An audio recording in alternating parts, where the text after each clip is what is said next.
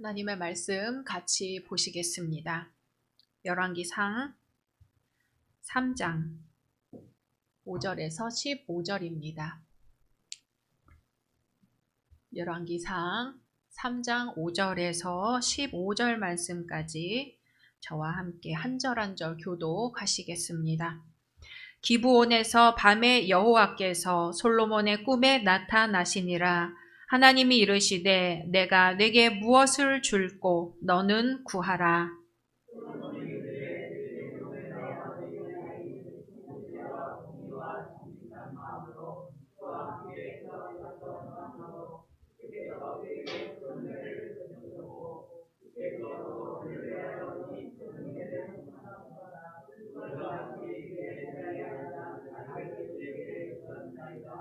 나의 하나님 여호와여, 주께서 종으로 종의 아버지 다윗을 대신하여 왕이 되게 하셨사오나 종은 작은 아이라 출입할 줄을 알지 못하고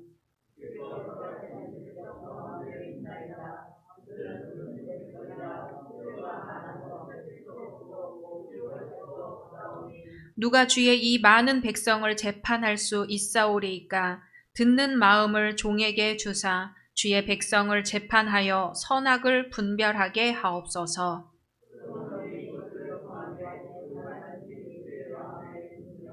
이에 하나님이 그에게 이르시되 내가 이것을 구하도다. 자기를 위하여 장수하기를 구하지 아니하며 부도 구하지 아니하며 자기 원수의 생명을 멸하기도 구하지 아니하고 오직 송사를 듣고 분별하는 지혜를 구하였으니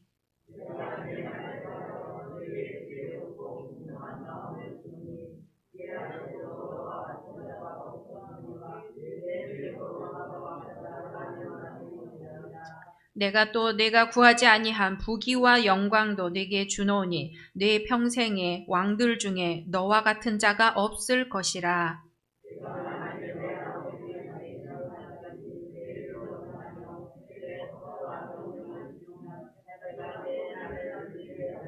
같이 솔로몬이 깨어보니 꿈이더라. 이에 예루살렘에 이르러 여호와의 언약궤 앞에 서서 번제와 감사의 제물을 드리고 모든 신하들을 위하여 잔치하였더라. 아멘. 로마서 10장 17절입니다. 로마서 10장 17절 말씀 한 목소리로 봉독하시겠습니다. 그러므로 믿음은 들음에서 나며 들음은 그리스도의 말씀으로 말미암았느니라. 아멘. 마지막 누가복음 13장입니다. 누가복음 13장 10절에서 13절입니다. 같이 읽겠습니다. 예수께서 안식일에 한 회당에서 가르치실 때에 18해 동안이나 귀신 들려 앓으며 꼬부라져 조금 더 펴지 못하는 한 여자가 있더라. 예수께서 보시고 불러 이르시되 여자여 네가 내 병에서 놓였다 하시고 안수하시니 여자가 곧 펴고 하나님께 영광을 돌리는지라. 아멘. 오늘 예배 함께 하시는 모든 분들을 주님의 이름으로 환영하고 축복합니다. 우리 사도행전교회 핵심가치 선포하시겠습니다.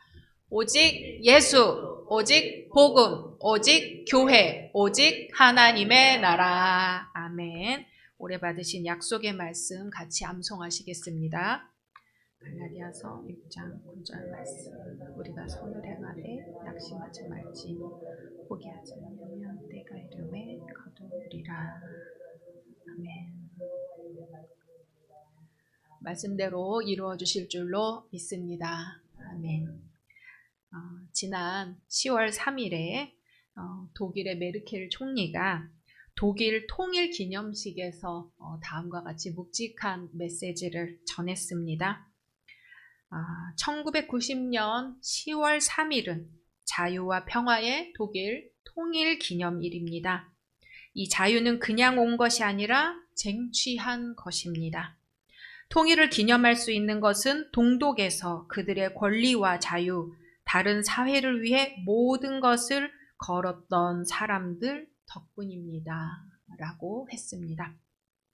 앙겔라 메르켈은 2005년 독일의 첫 여성 총리로 취임한 이후 4번 연임을 했고 퇴임을 앞둔 지금도 국민 지지율이 75%에 달합니다. 집권한 16년 동안 단 한 건의 부패나 뇌물, 측근 스캔들도 없었습니다. 메르켈은 동독 출신이지요. 독일은 1945년 2차 세계대전에서 패전국이 된 이후 동독과 서독으로 나뉘어 분할 통치가 되었습니다. 그러다 1949년 동독과 서독으로 아예 나뉘어서 독립된 정부가 들어서며 분단이 공식화되었습니다. 그러면서 독일의 베를린 장벽이 생깁니다. 우리 사진 한번 보실까요? 베를린 장벽이 저렇게 생겼어요. 동서 베를린을 남북으로 45km에 달하는 저 장벽이 동과 서를 나누게 되었습니다. 그러다 1989년 11월 9일에 갑작스럽게 장벽이 붕괴가 되었어요. 한번 사진 보실까요? 사람들이 저렇게 해머, 망치를 들고 와서 장벽을 부수기 시작합니다. 다음 사진이요. 네, 저렇게 장벽이 무너지고 있습니다. 다음 사진이요. 무너진 걸 기뻐하며 사람들이 브란덴부르크 문 앞에서 서 있는 장면입니다. 마지막 사진이요. 네, 지금은 저렇게 장벽이 예술품이 되어서 역사와 함께 지금 거리 곳곳에 일부가 남아 있습니다. 우리나라는 휴전선을 중심으로 북으로 2km, 남으로 2km, 비무장지대로 일반인들이 들어갈 수가 없지만 저 베를린 장벽은 사람들의 손에 닿을 수 있는 거리에 있었다는 게 우리와 달랐던 것 같습니다. 오늘 메르켈 총리의 연설을 제가 꺼낸 이유는 메르켈 총리가 사회주의 국가인 동독 출신이기 때문입니다. 메르켈 총리는 화학 박사죠. 과학자가 50세에 독일의 총리가 되어 4번을 연임을 했습니다. 그동안 수없이 16년이라는 세월 동안 매년 독일 통일 기념식에서 연설을 했겠지요. 그런데 퇴임을 앞둔 지금에서야 독일 통일의 중심에 동독인들이 있었다는 것을 이야기를 꺼내는 거예요. 왜냐하면 독일 통일은 서독을 중심으로 되었고 동독인들의 지난 삶이 평가절하되어 왔기 때문입니다.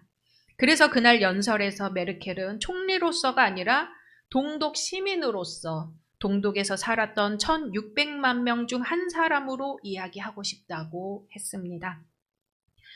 어느 책에서 메르켈 총리를 가리켜서 동독에서 자라고 배운 메르켈의 35년의 삶을 필요 없는 짐이라 표현을 했어요.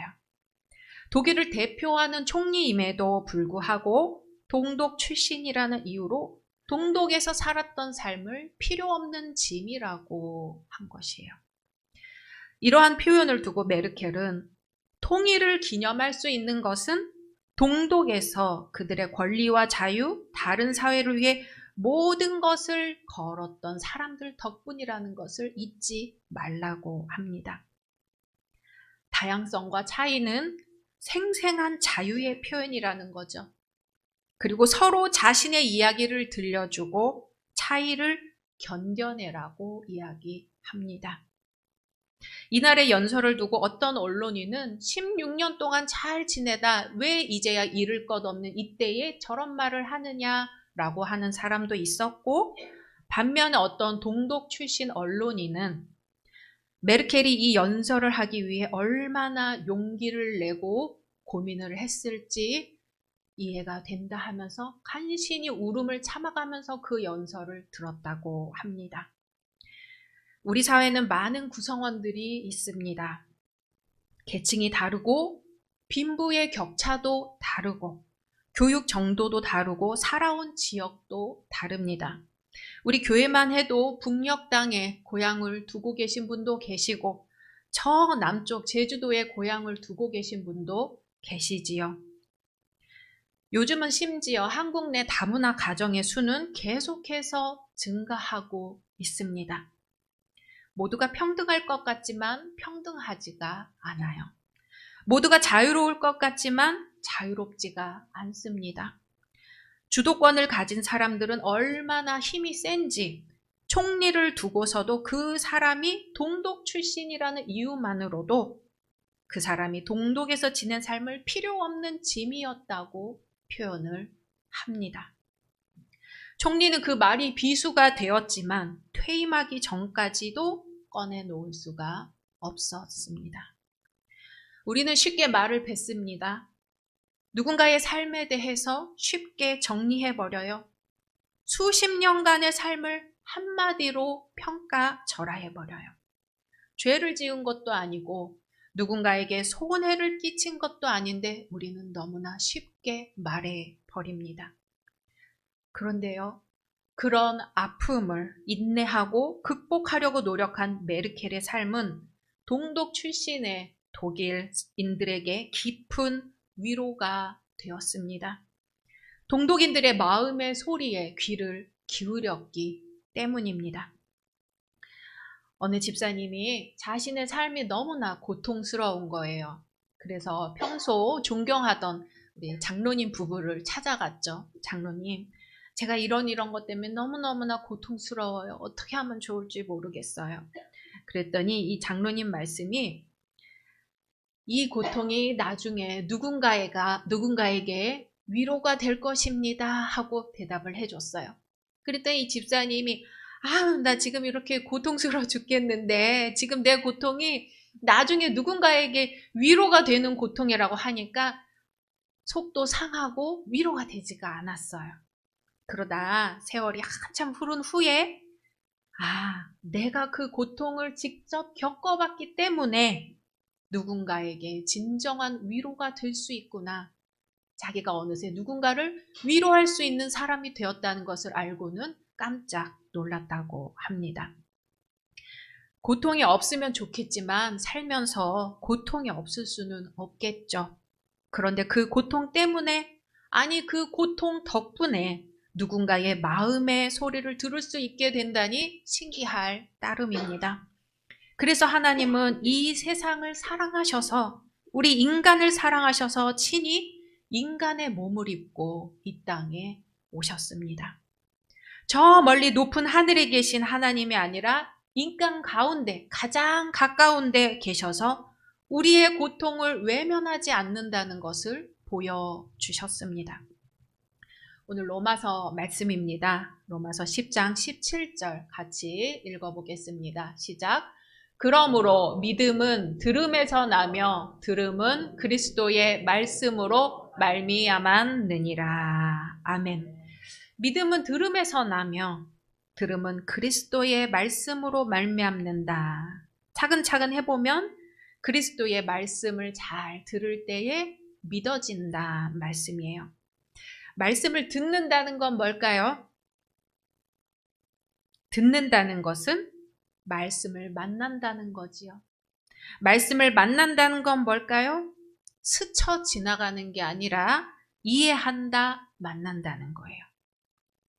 그런 만남은 뭘까요? 내가 홀로 외로이 의지할 곳 없이 막막하게 있을 때 하늘이 무너지는 것과 같은 상황 속에서도 돕는 이로 나타나시는 하나님을 만나게 된다는 뜻이에요. 오늘 구약의 말씀으로 들어가 봅니다. 이제 다윗은 생이 다 되어 아들 솔로몬 왕에게 왕위를 물려주고 유언을 하는 장면이에요. 첫 번째로 전하는 유언이 열왕기상 2장 3절에 나옵니다. 같이 읽어볼까요? 시작. 내 하나님 여호와의 명령을 지켜 그 길로 행하여 그 법률과 계명과 율례와 증거를 모세의 율법에 기록된 대로 지키라. 그리하면 네가 무엇을 하든지 어디로 가든지 형통할지라. 아멘. 믿음의 사람 다윗답게 다윗은 왕위를 잇는 자식에게 하나님의 말씀대로 행하고 그대로 지키라는 것을 유언으로 남깁니다. 솔로몬은 아버지 다윗의 유언을 받들어 하나님 앞에 예배를 드립니다. 예배를 드리되 1000번제를 드려요. 1000번제를 드리는데 얼마나 걸렸을까요? 하루에 한 번이라고 해도 3년이 걸리고 이틀에 한 번이라고 하면 6년이 넘겠죠. 그 기간에 대해서 우리가 정확하게 알 수는 없지만 솔로몬 왕이 1000번제를 하나님께 드릴 만큼 하나님께 마음을 모으고 삶의 기준을 하나님께 맞췄다는 것을 쉽게 짐작해 볼 수가 있습니다. 1000번제를 드리고 나자 하나님이 솔로몬의 꿈에 나타나서 이렇게 물어보십니다. 열왕기상 3장 5절입니다. 스루야의 아들 요압이 내게 행한 일, 곧 이스라엘 군대의 두 사령관 넬의 아들 아브넬과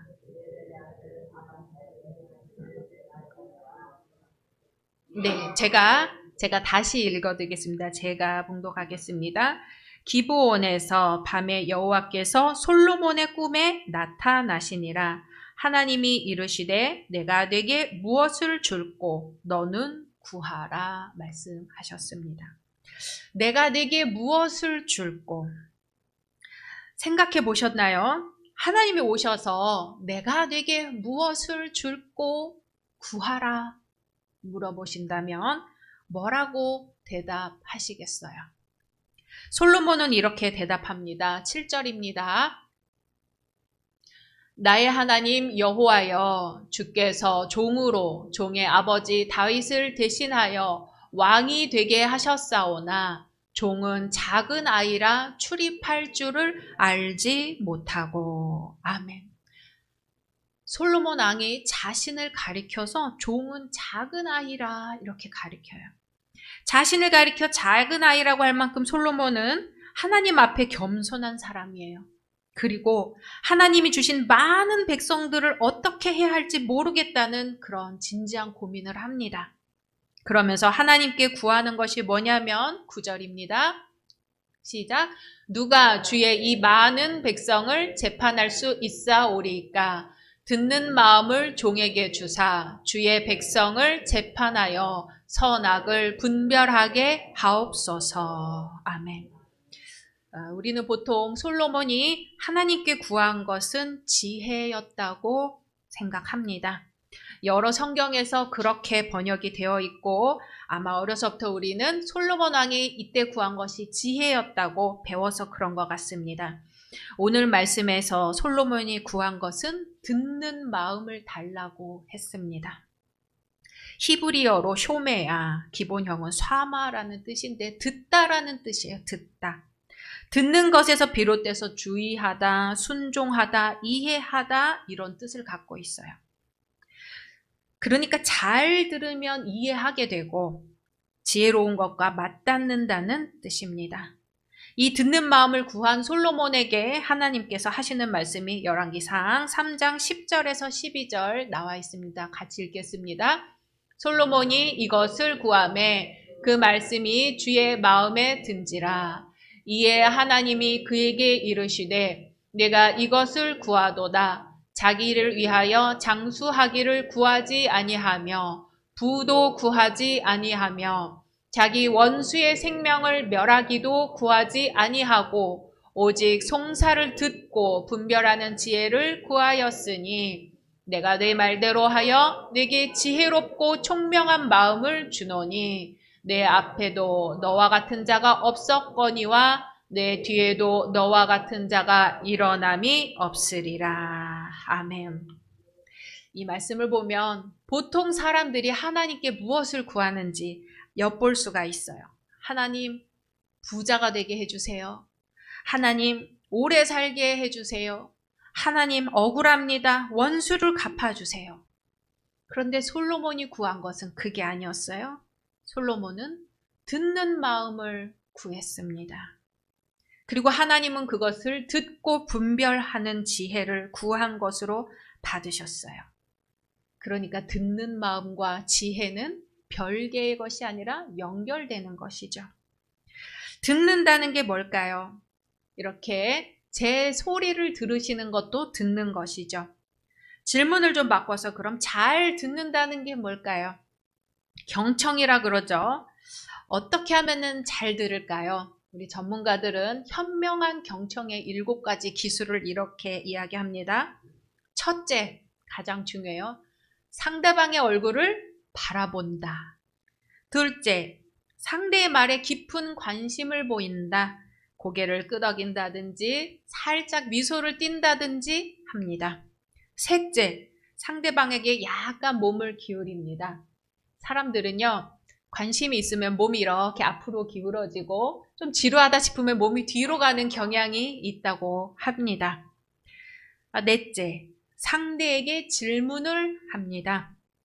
질문은 내가 잘 듣고 있다는 것을 표현하는 한 방법이라고 해요. 다섯째, 상대가 말을 완전히 마칠 때까지 끼어들지 않는다. 대부분의 사람들이 자기 이야기 중간에 누가 끼어들지만 않아도 칭찬받고 있다고 느낀다고 합니다. 여섯째, 상대가 말하는 주제에 고정한다. 내가 하고 싶은 이야기가 있어도 상대가 이야기하는 주제가 끝날 때까지 조금만 기다려주는 겁니다.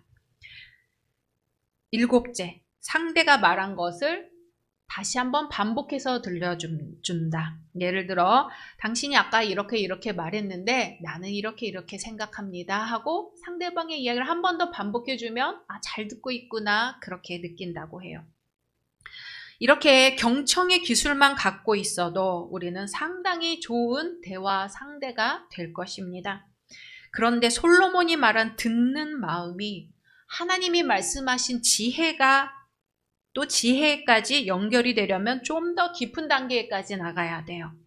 여기에서 듣는 것은 만난다는 것으로 연결이 되어야 돼요. 진짜 잘 듣는 사람은 잘 만나주는 사람이에요. 뭘 만나주냐면 마음을 만나주는 거예요. 어느 교회에서 애기 엄마가 아들 둘을 키우느라 몹시 몸도 마음도 지쳤어요.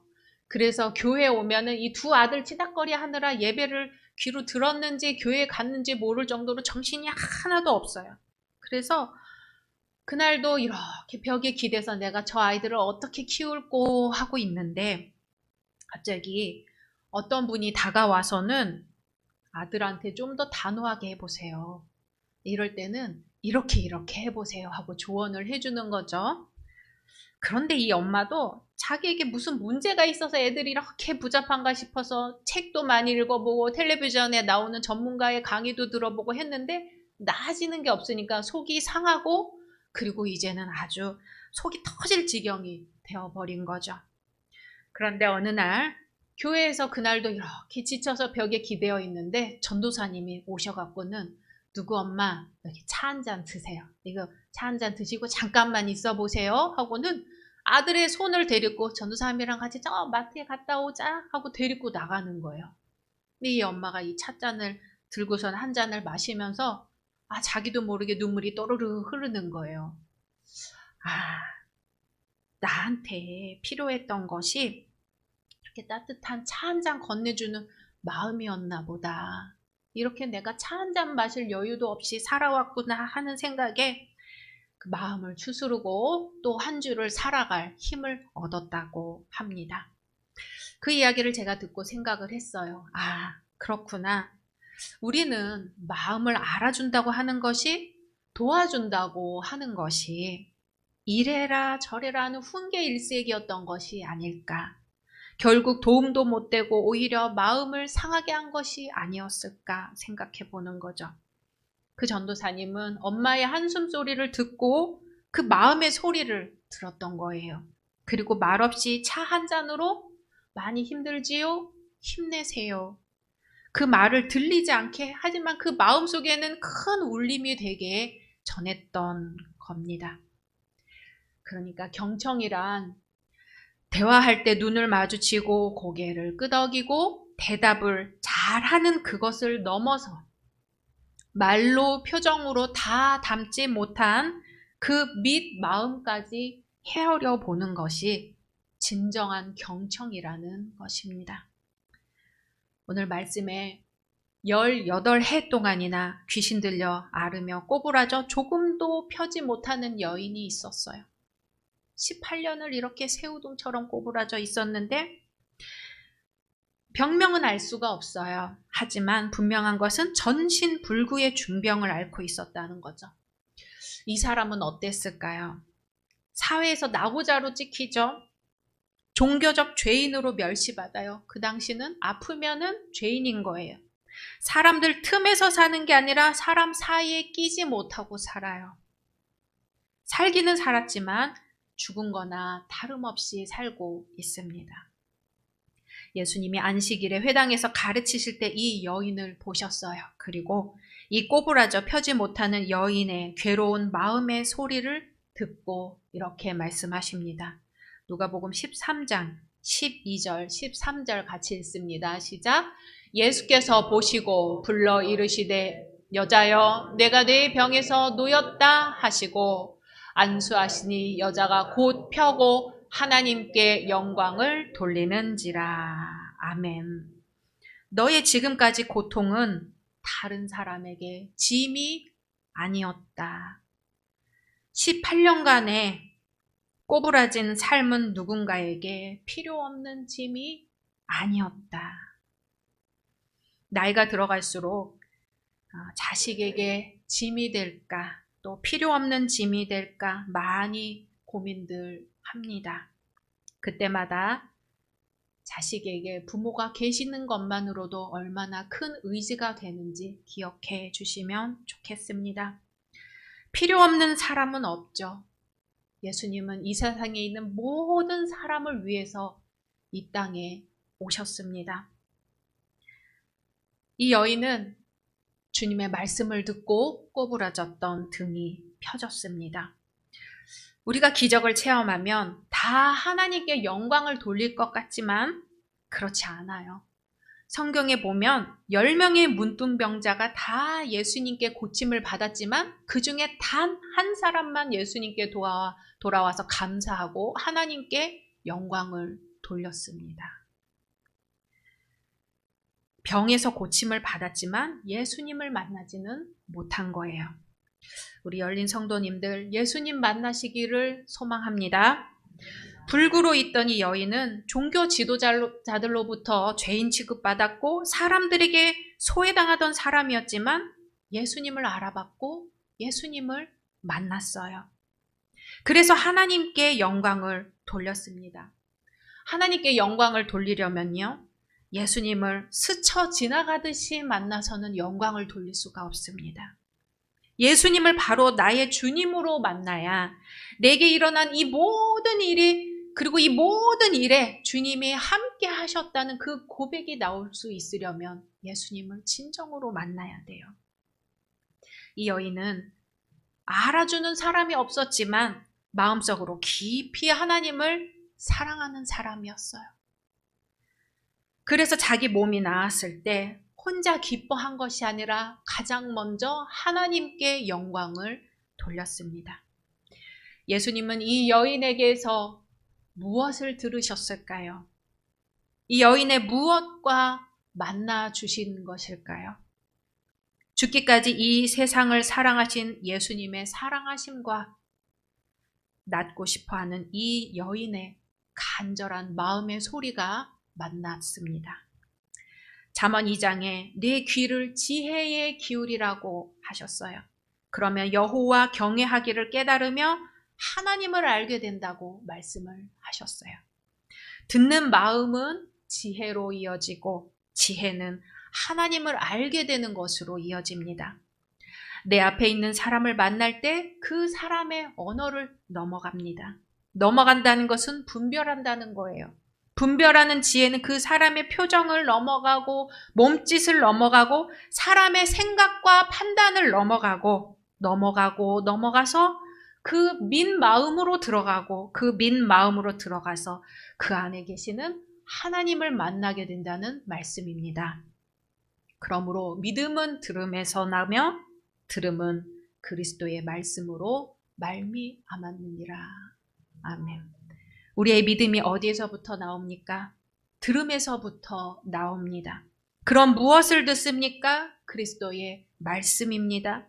우리를 돕는 이로 오신 예수님, 있는 모습 그대로 받아들이시고 있는 모습 그대로 사용하시는 예수님, 그 예수님을 만나 예수님의 말씀을 듣는 것에서부터 시작됩니다. 오늘은 종교개혁주일입니다. 우리 개혁 교단이죠. 리폼드 처치라고 해요. 개혁된 교회가 아니라 계속해서 개혁되어가는 교회가 개혁교회입니다. 날로 새로워지는 교회예요. 우리 그렇게 예수님의 말씀을 듣고 주님이 나를 만나주시는 것과 같이 나도 가족을 만나고 이웃을 만나고 세상을 만나서 그 안에 계시는 예수님의 말씀을 듣는 것입니다. 그 안에서 우리를 향하신 하나님의 뜻을 만나고 믿음에 이를 줄로 믿습니다. 성령께서 우리와 함께 하셔서 우리가 먼저 그리스도의 말씀을 듣게 되기를 소망합니다. 우리가 그리스도의 말씀을 만나게 되기를 소망합니다. 우리에게 듣는 마음을 허락하셔서 그것이 지혜에 이르고 하나님을 아는 데까지 이르기를 간절히 소망합니다. 함께 침묵으로 기도하시겠습니다.